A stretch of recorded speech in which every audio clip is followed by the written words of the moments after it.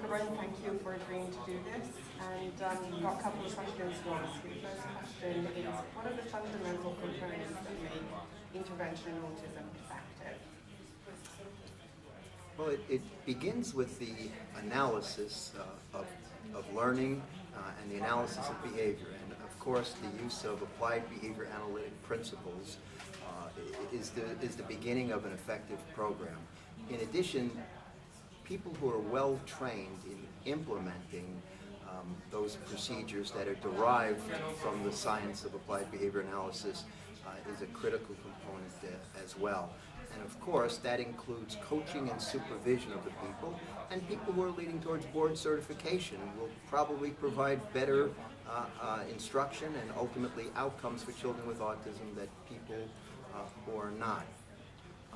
In addition, the program components within the context of applied behavior analysis that seem to be essential for bringing about effective outcomes include, first of all, the issue of natural environment teaching. It's teaching children within the context of natural environments. And that would include an emphasis early on what we call man training, or teaching children to communicate very early on. And by man training, we mean requesting and asking for the things you want.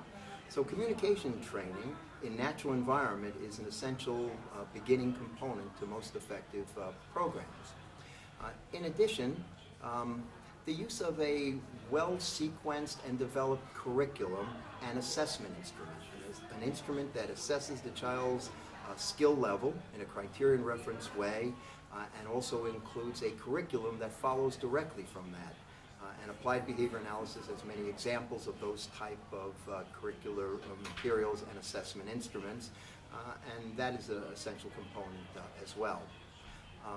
Then in addition, selecting targets based upon that assessment, and then teaching within the context of discrete trial instruction, a methodology that's been shown to be very effective. So discrete trial instruction is another important program component of effective treatments. In addition, emphasizing social skill development, developing the social awareness and social responsiveness of children with autism. By definition, children with autism have deficits in that area, and consequently, very precise, planned instruction using ABA principles have been shown to lead to many gains in children with autism within the social domain. In addition, problem behavior is fairly common in many children with autism, besides issues related to communication.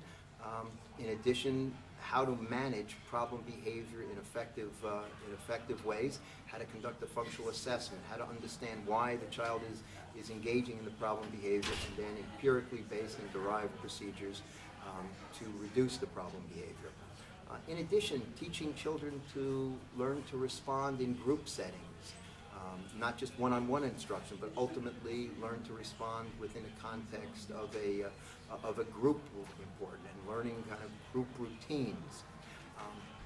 Teaching play skills is another important component. Teaching children to not only play with other children in a social way, but sort of independent sort of play and solitary play will be another important component. All of these components or aspects of an effective program appear to all be best taught using the principles of applied behavior analysis and using a behavior analytic approach. And then I'll end with finally teaching children to work independently on tasks is another important component. And if there's any other aspect, it's ultimately teaching academic skills, making use of a useful academic skill as the child progresses in order to teach academic skills such as reading and math and writing and so on. So that's my thoughts on that issue. Thank you.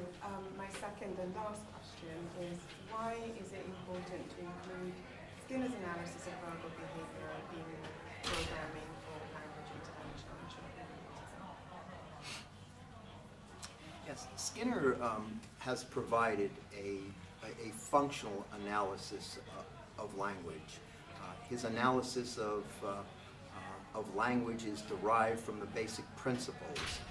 It treats language as though it's behavior, and it's perfectly consistent and conceptually systematic within the field of applied behavior analysis. The real value of it is that it teaches from a functional point of view.